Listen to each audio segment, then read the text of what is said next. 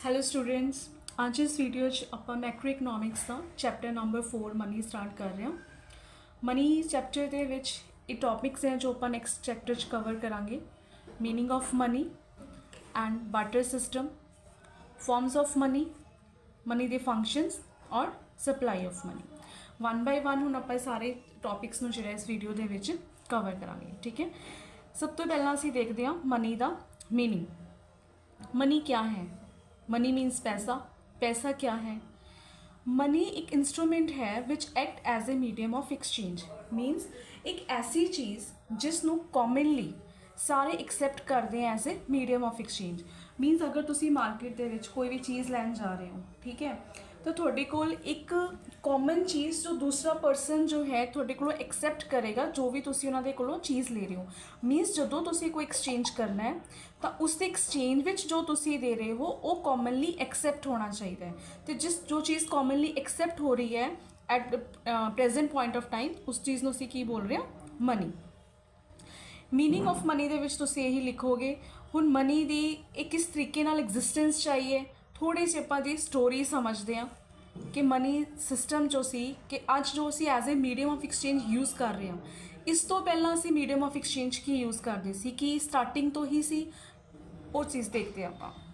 तो story of origin of money दे विच अगर तुसी चैक करोगे, सब तो पहला साड़ी कंट्री दे विच किहड़ा सिस्टम प्रिवेल करदा सी? Barter system.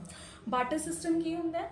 जिस दे विच असी गुड्स नूं एक्सचेंज कर रहे हैं गुड्स लई, मतलब कोई चीज़ दे बदले चीज़ देना।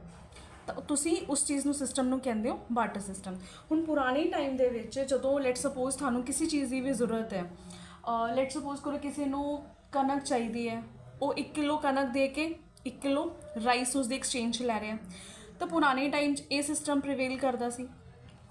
बट इस सिस्टम दे विच काफ़ी ज़्यादा ड्रॉबैक सीगे जिहदे करके हौली हौली जिहड़ा सी है वो मनी के ओरिजिन की तरफ वधना शुरू हो गए। तो जो बार्टर सिस्टम खत्म होया, तुहानूं पता है कि सब तो पहला किहड़ी मनी जिहड़ी सी एग्जिस्टेंस दे विच आई, वो सी गोल्ड एंड सिल्वर मनी। जो राजे महाराजा के टाइम चलती सीधा होंदी सी ना, सोने दी शर्फियाँ या फिर चांदी दी शर्फियाँ आ गई इस तरीके नाल। फिर थोड़ा थोड़ा टाइम पै के ये गोल्ड एंड सिल्वर जो मैटल सीगा वो किस मैटल्स कन्वर्ट हो गया? अलॉय मैटल कॉइन्स दे विच। उस तो बाद पेपर मनी आनी शुरू हो गई। जिस तरह तुसीं अपने जिहड़े पेपर की जो भी अपनी करेंसी है सब पेपर मनी च आंदी है। पेपर मनी तो बाद फिर प्लास्टिक मनी स्टार्ट हो गई। प्लास्टिक मनी दे विच हुण किहड़ी चीज़ां आंदियां जिस तरीके नाल लाइक तुसीं अपने कार्ड्स यूज़ करते हो, ATM कार्ड्स है, डेबिट कार्ड है, क्रेडिट कार्ड है, ये सारी मनी किहड़ी है? प्लास्टिक मनी है। तो हुण इस टाइम एट प्रेजेंट किहड़ी मनी सेंटर कर गए आपां? Digital money. Digital money means जो तुसीं मनी इंटरनेट के जरिए या बाय ऑनलाइन जिसनों मनी नूं तुसीं ट्रांसफर करते हो, जिस तरह कि हुणी आपां गूगल पे यूज़ करते हैं, ठीक है। इस तरीके की जो भी तुसीं मीडियम ऑफ एक्सचेंज यूज़ करते हो that is your digital money. मीनस barter system तो हुंदे हुंदे हुंदे असी इस टाइम तक अज जिहड़ी आपां पहुँच गए हैं, ठीक है। हुण next exam point of view दे नाल तुहानूं जिहड़े क्वेश्चनस आने हैं पेपर दे विच वो आएगा barter system of exchange meaning and its drawbacks. Barter system of exchange के मीनिंग विच तुसीं की लिखोगे कि when goods are exchange with goods, कि जिस दे नाल तुसीं गुड्स एंड सर्विसेज नूं गुड्स दे नाल ही एक्सचेंज कर रहे हो, चीज़ के बदले चीज़ देना। तो इसीलिए इस इकोनॉमी नूं उस टाइम दे विच असीं इसनूं की कहंदे सी? CC economy. C stand for a commodity. CC means commodity for commodity exchange. हर जो सिस्टम के कोई ड्रॉबैक्स होंगे हैं ना, तो ही नैक्सट चीज़ जी उन्होंने रिप्लेस करती है। सेम इसी तरीके नाल हुण बार्टर सिस्टम के भी कुछ अपने ड्रॉबैक्स सीगे जिसनों मनी ने रिप्लेस करना। हुण सब तो पहला असीं इसके ड्रॉबैक्स देखते हैं बार्टर सिस्टम के। सब तो फस्ट ड्रॉबैक्स इहदा बार्टर सिस्टम का की है? Double coincidence of wants. Double coincidence of wants की हुंदा है कि जो चीज़ मैनू चाहिए है ज़रूरी नहीं है, बिकॉज बार्टर सिस्टम की कर रहे हैं आप चीज़ नूं एक्सचेंज कर रहे हैं चीज़ के बदले। हुण जो चीज़ मैनू चाहिए है वो चीज़ थोड़े कोल है नहीं है, ठीक है। फिर एक्सचेंज किस तरह होएगा? इसी ड्रॉबैक्स के कारण जो है बार्टर सिस्टम खत्म होके मनी ओरिजिन होंदा है। अगर तुसीं अपनी बुक चेक करोगे ना, बुक के हर पॉइंट के जिथे ड्रॉबैक्स डिटेल के एक्सप्लेनेशनस दित्तियां हुई हैं ਉੱਥੇ ਉਹਨਾਂ ਨੇ ਨਾ ਨੀਚੇ ਇੱਕ ਵਰਡ ਯੂਜ਼ ਕਰ ਰਹੇ ਆ ਉਹ evolution of money. Evolution of money means ਕਿ ਜਿਹੜੀ ਮਨੀ ਹੈ ਉਹ ਰੀਜਨ 'ਚ ਕਿਸ ਤਰ੍ਹਾਂ ਹੈ। ਹੁਣ ਹਰ ਡਰੋਬੈਕਸ ਦੇ ਵਿੱਚ ਤੁਸੀਂ ਐਂਡ ਦੇ ਵਿੱਚ ਦੇਖੋ ਉਹਨਾਂ ਨੇ ਪੁਆਇੰਟਸ ਕੀ ਮੈਂਸ਼ਨ ਕੀਤਾ ਹੋਇਆ ਹੈ ਕਿ ਲਾਈਕ ਜਿੱਦਾਂ ਇੱਕ ਫਸਟ ਪੁਆਇੰਟ ਹੀ ਆਪਾਂ ਪੜ੍ਹ ਰਹੇ ਹਾਂ, ਡਬਲ ਕੋਇਨਸੀਡੈਂਸ ਆਫ ਮਨੀ। ਉਸਦੇ ਤੁਸੀਂ ਪੁਆਇੰਟਸ ਨੂੰ ਐਕਸਪਲੇਨੇਸ਼ਨ ਤੋਂ ਬਾਅਦ ਬਿਲਕੁਲ ਐਂਡ ਵਾਲੀ ਲਾਈਨ 'ਚ ਦੇਖੋ ਉਹਨਾਂ ਨੇ ਕੀ ਲਿਖਿਆ ਹੋਇਆ ਹੈ ਕਿ the problem of double coincidence of wants has vanished. ਉਸ ਪ੍ਰੋਬਲਮ ਨੂੰ ਖਤਮ ਕਰਨ ਲਈ ਕੌਣ ਚੀਜ਼ ਐਗਜ਼ਿਸਟੈਂਸ 'ਚ ਆਉਂਦੀ ਹੈ? Money. Money as a medium of exchange has separated the act of sale and purchase. Means money ਹੁਣ ਉਹ ਮੀਡੀਅਮ ਬਣਿਆ ਕਿ ਜੋ ਚੀਜ਼ ਮੈਨੂੰ ਚਾਹੀਦੀ ਹੈ ਤੁਹਾਡੇ ਕੋਲ ਨਹੀਂ ਹੈ ਤਾਂ ਅਸੀਂ ਉਸ ਚੀਜ਼ ਨੂੰ ਮਨੀ ਦੇ ਨਾਲ ਐਕਸਚੇਂਜ ਕਰ ਸਕਦੇ ਹਾਂ। ਮਨੀ ਦੋਗੇ ਤੁਹਾਨੂੰ ਕੋਈ ਵੀ ਚੀਜ਼ ਦੇ ਦੇਗਾ, ਠੀਕ ਹੈ। ਸੈਕਿੰਡ ਪੁਆਇੰਟ ਹੈ ਇਸਦਾ lack of common unit of value. Lack of common unit of value means ਕਿ ਇੱਕ ਵੈਲਿਊ ਨੂੰ ਜੋ ਹੈ ਤੁਸੀਂ ਟ੍ਰਾਂਸਫਰ ਕਰ ਰਹੇ ਹੋ, ਜੋ ਵੀ ਚੀਜ਼ ਮੈਂ ਤੁਹਾਡੇ ਨਾਲ ਐਕਸਚੇਂਜ ਕਰ ਰਹੀ ਹਾਂ ਉਹ ਜ਼ਰੂਰੀ ਨਹੀਂ ਹੈ ਕਿ ਦੋਨੋਂ ਸੇਮ ਵੈਲਿਊਜ਼ ਦੀ ਹੋਣ। ਇੱਕ ਚੀਜ਼ ਕੋਸਟਲੀ ਹੋ ਸਕਦੀ ਹੈ, ਦੂਸਰੀ ਚੀਜ਼ ਉਸ ਤੋਂ ਸਸਤੀ ਹੋ ਸਕਦੀ ਹੈ, ਤਾਂ ਤੁਸੀਂ ਉਸ ਚੀਜ਼ ਨੂੰ ਕਿਸ ਤਰ੍ਹਾਂ ਟ੍ਰਾਂਸਫਰ ਕਰ ਸਕਦੇ ਹੋ। ਫੋਰ ਐਗਜ਼ਾਮਪਲ ਕਿ ਮੇਰੇ ਕੋਲ ਇੱਕ ਕਾਓ ਹੈ, ਮੈਂ ਤੁਹਾਨੂੰ ਉਹਨੂੰ ਐਕਸਚੇਂਜ ਕਰ ਰਹੀ ਹਾਂ ਕਿ ਤੁਹਾਡੇ ਕੋਲ ਹਾਰਸ ਹੈ ਜਾਂ ਤੁਹਾਡੇ ਕੋਲ ਉਸ ਟਾਈਮ ਬੈਲ ਗਾੜੀ ਹੈ ਜਾਂ ਕੋਈ ਵੀ ਚੀਜ਼ ਮੰਨ ਲਓ ਕਿ ਇਸ ਨੂੰ ਲੈ ਲਓ ਅਤੇ ਮੇਰੇ ਐਕਸਚੇਂਜ ਕਰ ਲਓ। बट ज़रूरी नहीं है कि दोनों वैल्यूज़ जी चीज़ है वो सेम होएगी। अगर दोनों यूनिट्स की वैल्यू कॉमन नहीं है तो वो तुसी उन्होंने एक्सचेंज नहीं करोगे। ये बार्टर सिस्टम का सैकेंड ड्रॉबैक सी जिसकी वजह तो मनी जो है ओरिजिन के विच आए। हुण इज़ द थर्ड ड्रॉबैक्स की है बार्टर सिस्टम का? Difficulty of future payments.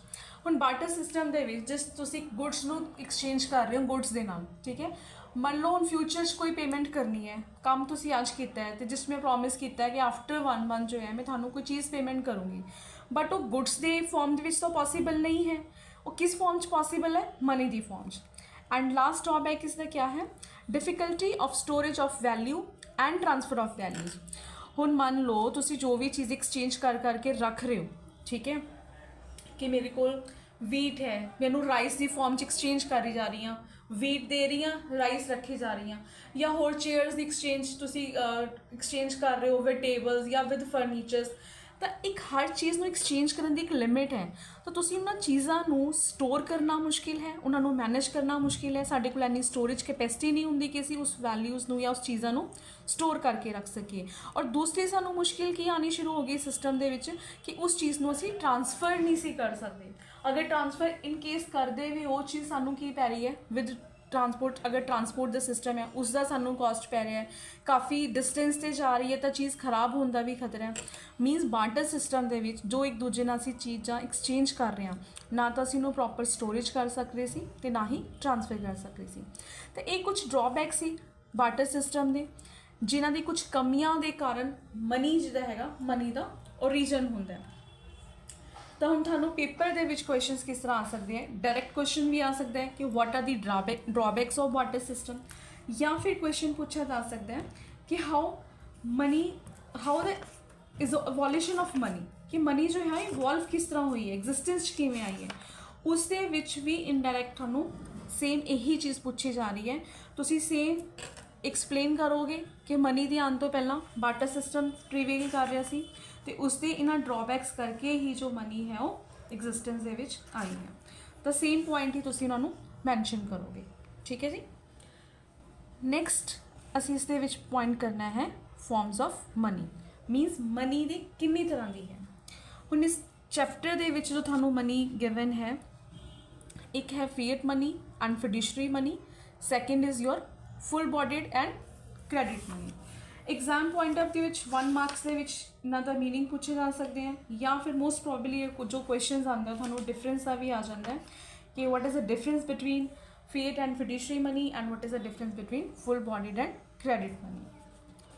तो हम आप देखते हैं कि ये फिएट मनी की है 1 by 1, ठीक है। फिएट मनी क्या है? Fiat money refers to that money which is issued by the government and authority of the government.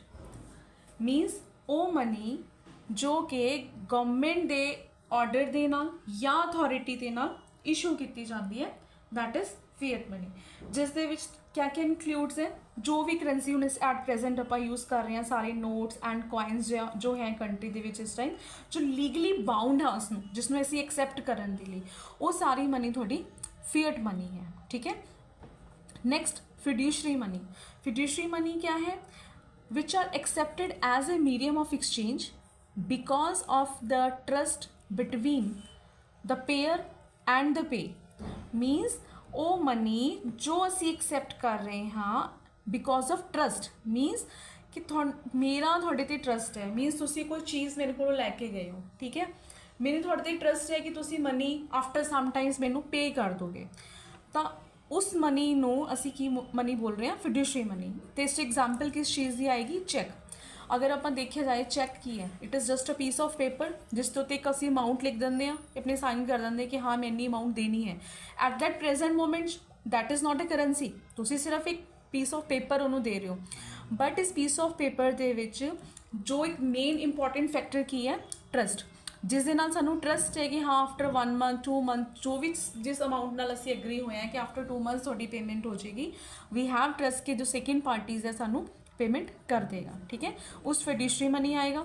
Paper दे विच अगर डिफरेंस आंदा है तुसीं इन्हां दे फर्स्ट पॉइंट इन्हां दा मीनिंग लिखोगे, सेकेंड पॉइंट तुसीं इन्हां दी एग्जाम्पल दे सकते हो। फीएट मनी च एग्जाम्पल्स आपां की देखिए जिन्हें भी all notes and currencies. Fiduciary money भी थोड़े चैक्स आ जाएंगे। ठीक है, ਹੁਣ ਥਰਡ में देखो, थर्ड टाइप है full bodied money. Full bodied money की होंगी है? जिस दे विच money value is equal to commodity value. हुण what is a money value and what is a commodity value? Full bodied money दे विच ये आएगा in terms of coins whose commodity value is equal to money value. देखो money value है, example नाल आपां इस कंसैप्ट नूं समझते हैं। लेट सपोज करो ਤੁਹਾਡੇ ਕੋਲ ਇੱਕ ਕੋਇਨ ਹੈ 10 ਰੁਪੀਸ ਦਾ, ਠੀਕ ਹੈ। ਹੁਣ ਇਸ ਟਾਈਮ ਇਸ ਮਨੀ ਵੈਲਿਊ ਦੀ ਵੈਲਿਊ ਕਿਸ ਚੀਜ਼ ਦੀ ਗੱਲ ਕਰ ਰਹੀ ਹਾਂ? ਜਦੋਂ ਪੈਸਾ ਜੋ ਸੀ ਗੋਲਡ ਜਾਂ ਸਿਲਵਰ 'ਚ ਆਉਂਦਾ ਸੀ, ਜਿਸ ਟਾਈਮ ਜਿਹਨੂੰ ਆਪਾਂ ਸੋਨੇ ਦੀ ਅਸ਼ਰਫੀ ਜਾਂ ਜੋ ਸੋਨੇ ਦੇ ਫਾਰਮ 'ਚ ਪੈਸਾ ਯੂਜ਼ ਹੁੰਦਾ ਸੀ, ਐਟ ਦੈਟ ਪੁਆਇੰਟ ਜਿੰਨੀ ਦਾ ਵੀ ਉਹ ਕੋਇਨ ਹੁੰਦਾ ਸੀ, ਜਿੰਨੀ ਕਰੰਸੀ ਉਸ 'ਤੇ ਨੋਟਸ ਛਪੇ ਆ, ਉਸ ਕਰੰਸੀ ਦੀ ਵੀ ਵੈਲਿਊ सेम होंगी सी। मीन्स मान लो अगर ये 1 रुपीज़ का नोट है या 10 रुपीज़ का नोट है, तो जो करंसी है, जो मेटल उस चीज़ को बनाने लिए यूज़ की गई है, वो दोनों ही वैल्यू आपस की है इक्वल है। उसकी कमोडिटी वैल्यू भी, कमोडिटी मीनस वो जिस चीज़ तो बनया हुआ है, एंड मनी वैल्यू जो उसके उत्ते लिखा हुआ है कि दोनों ही सेम चीज़ दी है। That is your full bodied money. Credit money की है? जिस मनी वैल्यू ज़्यादा है बट उसकी कमोडिटी वैल्यू तो, मीनस अगर तुसी एट प्रेजेंट जिन्हें भी करंसीज देख रहे हो वो सारी साढ़े कोल क्रेडिट मनी है। लाइक मेरे को एक नोट है 500 रुपीज़ का, ठीक है। हुण इस टाइम ये 500 रुपीज़ जो है वैल्यू किस दी है? इस दी, ये जो अमाउंट लिखी है उस करंसी के उत्ते 500 की, that is your money value. Commodity, ये नोट बनया किस तो होया? पेपर तो। क्या पेपर की इन्नी वैल्यू है 500 रुपया? नो। मीनस मनी वैल्यू ज़्यादा है उसकी कमोडिटी वैल्यू तो, that is your credit money. जो मनी और कमोडिटी मीनस वो जिस चीज़ तो, जिस मैटल तो बनया हुआ है, वो दोनों इक्वल आ जाते हैं, that is your full bodied money. ठीक है, ये दोनों के विच डिफरेंस है। नैक्सट क्वेश्चन तुसी या नैक्सट टॉपिक आपां देखांगे हुण मनी के फंक्शनस, कि जो इन्ना असी मनी पढ़ के आए हैं कि मनी क्या है, मनी एक मीडियम ऑफ एक्सचेंज है, काम की किस किस काम के आंदा है। हुण अगर तुसी ध्यान नाल देखोगे जिन्ने पे ड्रॉबैक्स पढ़े हैं, ये सारे ड्रॉबैक्स इसके की हैं प्लस पॉइंट्स हैं। तो अगर पेपर 2 या 3 नंबर क्वेश्चन आ सकते हैं थानू कि वट आर दी फंक्शंस या what are the basic functions of money, means वो सेम चीज़ ही पूछ रहे हैं। ठीक है, तो फर्स्ट फंक्शंस की है medium of exchange. Like money act किस तरह कर रहे हैं कि तुसी इहनू किते भी as a medium of exchange use कर सकते हो, and a legally bound amount है जिसनों कोई भी परसन जो है वो एक्सेप्ट करेगा, मतलब मना नहीं कर सकता कि हाँ असी इस चीज़ नूं वैल्यू नूं या इस मनी नूं एक्सेप्ट नहीं करना। राइट। सैकेंड हुण ड्रॉबैक्स उत्थे आपां बार्टर सिस्टम पढ़िया सी स्टोर ऑफ वैल्यू, कि उत्थे डिफिकल्टी सी स्टोर करन दी, बट मनी नूं स्टोर करना ईजी है। नैक्सट मेजर ऑफ वैल्यू, हुण लाइक ਡਰੋਪ ਬਾਰਟਰ ਸਿਸਟਮ ਦੇ ਵਿੱਚ ਤੁਸੀਂ ਪ੍ਰੋਪਰ ਮੈਜਰ ਨਹੀਂ ਸੀ ਕਰ ਸਕੇ। ਲੈਟ ਸਪੋਜ਼ ਕਰੋ ਅਗਰ ਆਪਾਂ ਗ੍ਰੇਨਸ ਹੀ ਇੱਕ ਦੂਸਰੇ ਨਾਲ ਐਕਸਚੇਂਜ ਕਰ ਰਹੇ ਹਾਂ ਕਿ ਰਾਈਸ ਐਕਸਚੇਂਜ ਹੋ ਰਿਹਾ ਵੀਟ ਨਾਲ, क्या ਵੀਟ ਔਰ ਰਾਈਸ ਦਾ ਪ੍ਰਾਈਸ ਸੇਮ ਹੁੰਦਾ? ਨੋ, डिफरेंट है ना दोनों प्राइस। बट ਆਪਾਂ ਫਿਰ ਅਗਰ ਅਗਰ ਦੋਨਾਂ ਦੀ ਵੈਲਿਊ ਡਿਫਰੈਂਟ ਹੈ ਤਾਂ ਦੋਨਾਂ ਨੂੰ ਆਪਾਂ ਐਕਸਚੇਂਜ ਆਪਸ 'ਚ ਕਿਵੇਂ ਕਰ ਸਕਦੇ ਹਾਂ? ਤਾਂ ਉਸ ਟਾਈਮ ਉਹ ਵੈਲਿਊ ਨੂੰ ਅਸੀਂ ਪ੍ਰੋਪਰਲੀ ਮੈਜਰ ਨਹੀਂ ਸੀ ਕਰ ਪਾਉਂਦੇ। But right now with the help of money ਜਾਂ ਜੋ ਮਨੀ ਹੈ ਉਸਦਾ ਫੰਕਸ਼ਨ ਕੀ ਹੈ ਕਿ ਉਹ ਵੈਲਿਊ ਨੂੰ ਪ੍ਰੋਪਰ ਮੈਜਰ ਕਰਦਾ ਹੈ, ਉਹਦੇ ਅਕੋਰਡਿੰਗਲੀ ਅਸੀਂ ਉਸਨੂੰ ਉਸਦਾ ਪ੍ਰਾਈਸ ਪੇ ਕਰਦੇ ਹਾਂ। ਐਂਡ ਫੋਰਥ जो ड्रॉबैक ਸੀ ਬਾਰਟਰ ਸਿਸਟਮ ਦੇ ਵਿੱਚ ਕਿ ਸਾਨੂੰ ਕਿਸ ਚੀਜ਼ 'ਚ ਪ੍ਰੋਬਲਮ ਆ ਰਹੀ ਸੀ? ਡੈਫਰਡ ਪੇਮੈਂਟਸ ਕਰਨ 'ਚ। ਡੈਫਰਡ ਪੇਮੈਂਟਸ ਕੀ ਹੁੰਦੀ ਹੈ? Future payment. ਲਾਈਕ ਜੋ ਤੁਸੀਂ ਫਿਊਚਰ ਦੇ ਵਿੱਚ ਕਿਸੇ ਨੂੰ ਕਮਿਟ ਕੀਤਾ ਹੈ ਜਾਂ ਕੰਟਰੈਕਟ ਪੇਮੈਂਟ ਹੈ ਤੁਹਾਡੀ ਕੋਈ ਕਿ ਆਫਟਰ 1 ਮੰਥ ਔਰ 2 ਮੰਥ ਦੇਣਾ ਹੈ, ਜੋ ਕਿ ਗੁੱਡਸ ਦੇ ਐਕਸਚੇਂਜ ਵਿੱਚ ਪੋਸੀਬਲ ਨਹੀਂ ਸੀ, but in exchange of money ਉਹ ਵੀ ਸਾਡੇ ਲਈ ਈਜ਼ੀ ਹੋ ਗਿਆ ਕਿ ਹੁਣ ਅਸੀਂ ਕੋਈ ਵੀ ਡੈਫਰਡਸ ਜਾਂ ਫਿਊਚਰ ਪੇਮੈਂਟ ਹੈ ਉਸਨੂੰ ਅਸੀਂ ਆਰਾਮ ਨਾਲ ਕਰ ਸਕਦੇ ਹਾਂ। ਤਾਂ these are the 4 functions of money, right. And last इस चैप्टर च ਆਪਾਂ टॉपिक करना है सप्लाई ऑफ मनी। ਹੁਣ ਅਸੀਂ ਅੰਡਰਸਟੈਂਡ ਕਰਾਂਗੇ ਕਿ ਮਨੀ ਦੀ ਸਪਲਾਈ ਕਿੱਥੋਂ ਹੁੰਦੀ ਹੈ, ਠੀਕ ਹੈ। ਤਾਂ ਕੁਐਸਚਨ ਪੇਪਰ ਦੇ ਵਿੱਚ ਇਹ ਤਾਂ ਜ਼ਰੂਰ ਆਉਂਦਾ ਹੈ ਕਿ who are the suppliers of money. ਇਹ ਤੁਹਾਡਾ 1 और 2 ਮਾਰਕਸ ਦੇ ਵਿੱਚ ਕੁਐਸਚਨਸ ਬਣਦਾ ਹੈ। Who are suppliers of money ਵੀ ਲਿਖਿਆ ਜਾ ਸਕਦਾ ਹੈ ਜਾਂ who are the producers of money, same thing ਹੈ। तो पहला आप सप्लाई ऑफ मनी का मीनिंग देख लेंगे। सप्लाई ऑफ मनी है क्या? It refers to stock of money held by the people of the country at a particular point of time. Means money का वो स्टॉक जो उस time at particular point of time पे एक मतलब point of time की असीं गल कर रहे हैं कि लेट सपोज मैं एट प्रेजेंट इस डेट में मैं कह रही कि इस डेट तक मैनू पता करना है कि कितना सप्लाई ऑफ मनी है कि पर्टिकुलर पॉइंट ऑफ टाइम पे उस कंट्री के जिन्ने भी लोग हैं उन्होंने कोल हैल्ड बाय द पीपल लिखे ना, उन्होंने कोल कितना स्टॉक ऑफ मनी वो हैल्ड कर रहे हैं एट प्रेजेंट, कितना उन्होंने कोल स्टॉक है, उसी चीज़ को आप की बोल रहे हैं सप्लाई ऑफ मनी। और दूसरा इंपॉर्टेंट चीज़ है सप्लाई ऑफ मनी जो है वो किहड़ा कंसैप्ट है थोड़ा स्टॉक कंसैप्ट है। इनू इंपॉर्टेंट है, याद रखियो। समटाइम्स ये 1 मार्क्स के क्वेश्चन आ जाता है कि supply of money stock concept है या फ्लो कंसैप्ट है, तो याद रखना है स्टॉक कंसैप्ट है, ठीक है। नैक्सट देखांगे मेजरमेंट ऑफ मनी सप्लाई कि मनी सप्लाई दी सप्लाई सानू समझ आ गया कि सप्लाई ऑफ मनी की है कि एट पर्टिकुलर ऑफ पॉइंट के टाइम लोगों को कितना पैसा हैल्ड किया हुआ है। हुण इस तो आप मेजर किवें करते हैं? मेजर करने के लिए इसनूं आप डिनोट किस नाल कर रहे हैं? M1, right. And M1 is equal to C plus DD plus OD। इन्हां दी फुल फॉर्म देखते हैं आप। C की है? C is a currency held by the public कि जिन्ना भी पब्लिक ने एट पर्टिकुलर पॉइंट पर करंसी हैल्ड की हुई है वो अमाउंट भी सप्लाई ऑफ मनी च इंक्लूड होएगी। Second DD मीनस demand deposit of people with commercial bank. जिन्नी करंसी तुसी अपने कोल कैश रखी हुई है तो जिन्ना पैसा थोड़ा बैंक दे कोल है वो सारा DD इंक्लूड करांगे प्लस OD। हुण OD क्या है?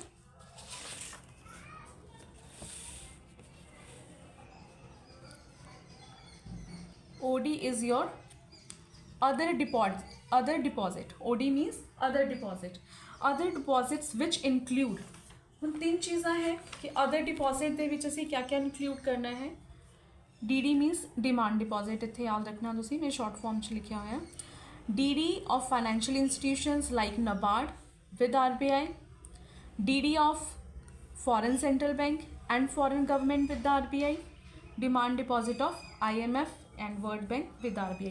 मीनस इन्हां 3 इंस्टीट्यूशनस के जिन्ने भी डिमांड डिपॉजिट्स हैं, चाहे कोई फाइनेंशियल इंस्टीट्यूशनस है या कोई फॉरेन सेंट्रल बैंक है या फॉरेन गवर्नमेंट है, IMF है, वर्ल्ड बैंक है, इन्हां दे जिन्ने भी डिमांड डिपॉजिट्स RBI से नाल पड़े हैं ये भी आप सप्लाई ऑफ मनी च इंक्लूड करने हैं, राइट। इसी के नीचे अगर तुसी अपना देखोगे मेजरमेंट ऑफ मनी दे एक छोटा सा टॉपिक है OD does not include। OD means other deposit। it is also very important, तुसी इनू इंपॉर्टेंट मार्क कर लो अपनी बुक के विच। एक क्वेश्चन 1 और 2 मार्क्स च कई बार पूछ लेंदे एग्जाम च कि अदर डिपॉजिट चो किहड़ी चीज़ां जो इंक्लूड नहीं होंदियां। हुण ये चीज़ां इंक्लूड नहीं होंदियां मीनस इंक्लूड की हुंदा है ओ, तो कोई भी क्वेश्चन बन सकता है कि OD च की इंक्लूड होंदा है, तो ये 3 चीज़ां लिखोगे। OD च की इंक्लूड नहीं होंदा ਉਹ ਇਹ ਦੋ ਚੀਜ਼ਾਂ ਠੀਕ ਹੈ। ਇਨਕਲੂਡ ਕੀ ਨਹੀਂ ਹੁੰਦਾ, deposit of government of the country with RBI means country ਦੀ ਜੋ ਗਵਰਨਮੈਂਟ ਦੇ ਪੈਸੇ ਹੈ RBI ਕੋਲ ਉਹ ਇਨਕਲੂਡ ਨਹੀਂ ਕਰਨੇ, and deposit of the countries banking system with RBI means ਜਿੰਨਾ ਵੀ ਕੰਟਰੀ ਦੇ ਬੈਂਕਿੰਗ ਸਿਸਟਮ ਦੇ ਕੋਲ ਡਿਪੋਜ਼ਿਟ ਹੈ RBI ਦੇ ਕੋਲ ਪਿਆ ਉਹ ਵੀ ਇਨਕਲੂਡ ਨਹੀਂ ਕਰਨਾ। ਮੀਨਸ ਕੰਟਰੀ ਦਾ ਗਵਰਨਮੈਂਟ ਔਰ ਕੰਟਰੀ ਦੇ ਬੈਂਕਿੰਗ ਸਿਸਟਮ ਦੇ ਜੋ ਡਿਪੋਜ਼ਿਟਸ ਹੈ RBI ਕੋਲ ਉਹ ਇਨਕਲੂਡ ਨਹੀਂ ਹੋਣੇ, ਇਹ ਤਿੰਨ ਚੀਜ਼ਾਂ ਇਨਕਲੂਡ ਹੋਣੀਆਂ ਠੀਕ ਹੈ। Now move to next question, who supply money ਜਾਂ who are the producers of the money ਜਾਂ who are the suppliers of money, ਕਿ ਮਨੀ ਸਪਲਾਈ ਕੌਣ ਕਰਦਾ ਹੈ ਆਪ ਇਕੋਨਮੀ 'ਚ। ਤਾਂ ਉਸ ਦੇ ਵਿੱਚ ਤੁਸੀਂ ਤਿੰਨ ਪ੍ਰੋਡਿਊਸਰਸ ਪੜ੍ਹੋਗੇ ਇਹਨਾਂ ਦੇ। ਨੰਬਰ 1 ਗਵਰਨਮੈਂਟ, सेकेंड है central bank of the country, India का सेंट्रल बैंक कौन है RBI, एंड थर्ड है कमर्शियल बैंक। तो ये तीन सप्लायर्स हैं जो इकोनॉमी के विच मनी नू सप्लाई करते हैं ठीक है जी। ये इस दे नाल ही थोड़ा चैप्टर ये मनी वाला ख़त्म हो गया है, बट कुछ चीज़ां इंपॉर्टेंट पॉइंट्स हैं जो तुसी याद रखने हैं, वो मैं इत्थे पॉइंट्स मैंशन किए हैं, देख लो तुसी। फर्स्ट पॉइंट है commercial banks do not have the authority of issuing currencies. हुण तुसीं उत्ते ही पढ़िया है कि मनी कौन कौन सप्लाई कर सकता है, मनी कौन सप्लाई करता है, government, central bank of the country, commercial bank, but इन्हां को सप्लाई करन दी अथॉरिटी है, इशू करन दी अथॉरिटी नहीं है। इशू करन दी अथॉरिटी सिर्फ किस दे कोल है, गवर्नमेंट दे कोल।